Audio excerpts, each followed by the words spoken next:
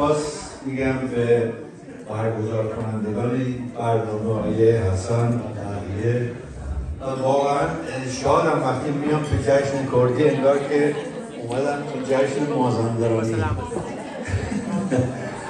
بعد هر بارم دوستامونو میارم و الان داشتم تعریف میکردم که این دوستانی که این برنامه رو میذارن واقعا هیچ چشتاش مالی ندارن. ورودیه اینجا مجانیه و توی این فصل سرما میان بالاخره خانوادگی دور هم میشینن، میخورن، مینوشن، میرقصن و به اینا میگن الان نگاه نکن سخنرانی حسن رو، الان میرقصن تا بوق شب.